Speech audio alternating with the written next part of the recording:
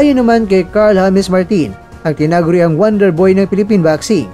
Anya, isang malaking karangalan ang maging bahagi ng nalalapit na anibersaryo ng Thrill and Manila na gaganapin sa Araneta Coliseum sa darating na October 29.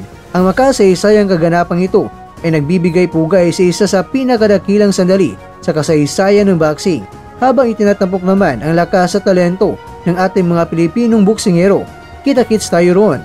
Malinaw na ipinapahayag ni Martin ang kanyang lubos sa pasasalamat at pagmamalaki na siya ay makakasama sa isa sa pinakamakasaysayan okasyon sa mundo ng sports, ang Thrill and Manila, na ginanap sa taong 1975 sa Araneta Coliseum.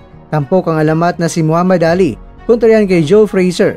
Ito ay tinuturing na isa sa pinakamagandang laban sa kasaysayan ng boxing. Kaya naman ang pagbabalik nito ngayong ika-50th anniversary ay hindi lamang simpleng event, kundi isang pagbibigay pugay sa nakaraan at pagpapakita ng bagong henerasyon ng mga mandirigmang Pinoy.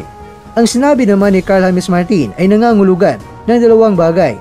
Una, bilang isang batang boksingero, nakikita niya ang malaking oportunidad na maipakita sa buong mundo ang talento at pusong Pinoy sa mismo entablado kung saan minsan nang naisulat ang kasaysayan. At pangalawa, ito ay isang mensahe ng pag-asa at inspirasyon sa ating mga kabataan na ang susunod na kabanata ng Philippine Boxing Pride ay patuloy na itataguyod ng mga tulad niya.